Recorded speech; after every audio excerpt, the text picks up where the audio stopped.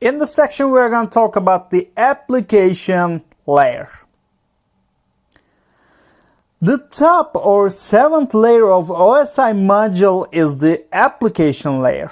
The application layer provides interfaces to the software that enable it to use network services. Some of the services provided by the application layer include file transfer, electronic mail, and the web services. Applications that work at layer 7 are the ones that users interact with directly. For example, a web browser, Google Chrome, Firefox, Safari, and etc., or the other applications such as Skype, Outlook, Office are the examples of the layer 7 applications, and HTTP, Telnet, FTP, SMTP, and SNMP, and etc. are the common protocols used in the layer 7. In the client-server module, in the application layer, users can interact with client-server module again. In this module, as you know, we have clients, these guys, and we have a server. In this module, clients are requesting some services from the server, and servers are responding back with the services to the clients. Another interaction method at the application layer is the peer-to-peer module. In this module, a user client can be a client or also can be a server at the same time. The most popular peer-to-peer applications are the torrent applications. In this section, we are going to talk about the common network protocols that clients use while they request services from the servers. The first protocol we talk about is HTTP, which we use when we try to reach a web page mostly. HTTP is the underlying protocol used by the World Wide Web, and this protocol defines how messages are formatted and transmitted and what actions web servers and browsers should take in response to various commands.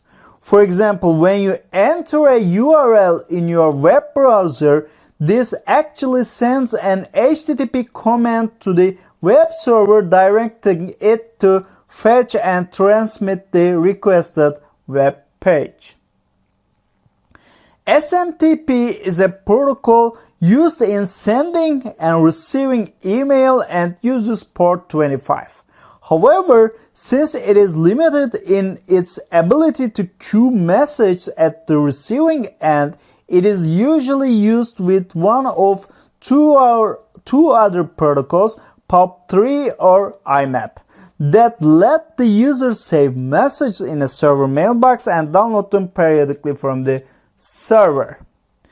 The POP protocol is used by local email clients to retrieve email from a remote server. POP works with Simple Mail Transfer (SMTP) protocol for end-to-end email communication, where POP pulls messages and SMTP pushes them to the server. IMAP is also used by local email clients to retrieve email messages from a remote server. IMAP can be contrasted with POP. With POP3, mail is saved for the end user in a single mailbox on the server and moved to the end user's device when the mail client opens. While POP3 can be thought as a store and forward service, IMAP can be thought as a remote file server. Original copies are stored in the mail server until it is deleted. And let's go ahead with the DNS, Domain Name System. DNS is used to convert a computer's host name into an IP address on the internet. For example, when you type www.google.com, There's a DNS server serving on the internet or in your local area network responding you that www.google.com's IP address is this one. So what you're exactly doing is going to this IP address. DNS uses a hierarchy to manage its distributed database system. The DNS hierarchy, also called the domain namespace, is an inverted tree structure much like a directory.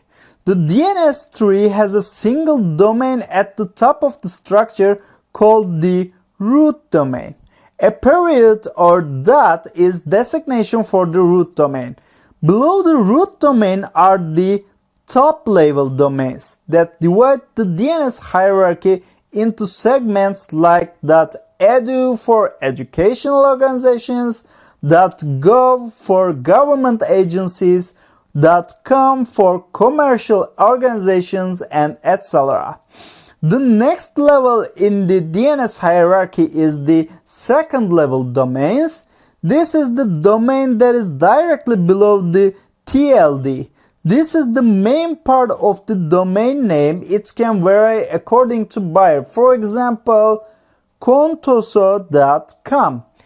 The subdomain can be defined as the domain that is a part of the main domain. For example, example.contoso.com.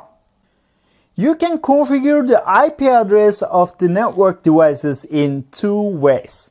The first way is static configuration. The second one is using DHCP. By using DHCP, you can assign IP address, subnet mask, gateway, DNS, and domain name to a networking device dynamically. If you are managing a small network, you can statically assign IP address configurations to your devices, but for big corporate networks, DHCP is almost mandatory.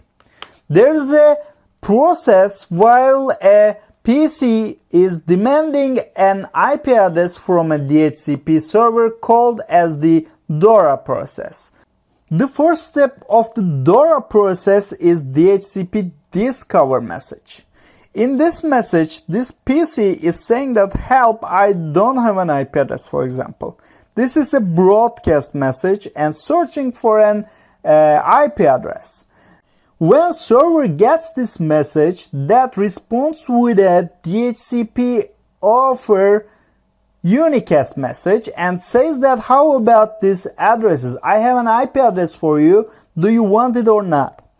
Okay, the client takes this message and say that can't I just use the address I had before, for example, or that can also accept the IP address that DHCP server offers.